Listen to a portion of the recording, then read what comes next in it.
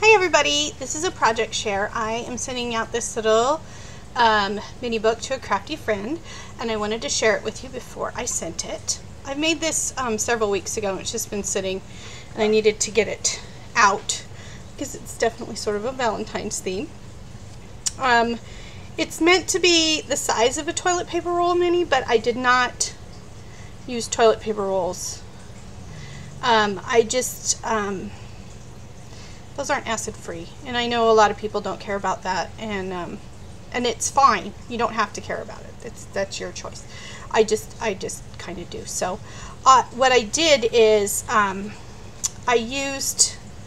have a Tim Holtz coin envelope die, and I used that to make this, and I just cut the to make the little toilet paper rolls, and I used craft paper, and I cut them out of craft paper so that they kind of had the look of the toilet paper roll mini without actually being a toilet paper roll mini. Okay, so it's pretty small, as you can see. I don't know where my ruler, oh, there's my ruler. So it looks like it's 5 by 2.5, 2.5 by 5. I used mostly the Studio G stamps in this, and I used a lot of the embellishments that I made for the Vintage Amour paper, and this is the Vintage Amour paper, and this is a little birdies, little love birds, and some homemade flowers, punch flowers. And then this little piece over here, this I made with my Fimo and a mold. And then it's bound by just taking the strings and running them through, taking string and running it through the inside of the envelope before I sealed it shut, and then bringing it around the back side and just tying it on. So they're tied on, just all these strings. And then I tied some shiny tulle to each string to give it a little bit of fluff, and then also there's some ribbon on the binding, and there's some lace and some ribbon. So yeah, there's a little key in here and a sequin and some little pearls, and yeah, there it is. So then when you open it up, I just took this word adore and I stamped it on the paper, and I surrounded it with lace, and then I put this flower, and I've made a ton of them, is from a Martha Stewart punch that comes with a stamp and a flower, and I just double layered it. I stamped on there and double layered it, and everything in here is inked with gesso, so there's gesso around the outside edges of everything, so it kind of gives it that shabby chic look. On this side, it's just the paper, and then one of those little embellishments I made with the hearts, and if you want to go back and see the embellishments I made, I have a whole video where I talk about how I made all these embellishments. And then the tags are pretty simple. I stamped on them. On one side it's craft, on the other side it's the pattern paper, and then just some vintage seam binding and that I got at the thrift store, and just this the string is actually pearl cotton that you use for embroidery. So each of these has a little tag. So if you come over to this side, I just put some ribbon and some of those flowers that I punched, and then this is actually the packaging for one of those Vintage Amour or Studio G Valentine's Day stamps, and I just cut it out because I don't keep the packaging, so I use the packaging for embellishments. And then over here I created kind of a little pocket on this side, and I covered it with one of my handmade embellishments, and there's a flower, and then this is a small tag with one of my embroidered embellishments with a flower in the center, and then some stamping on the back, and that just tucks inside of this little thing.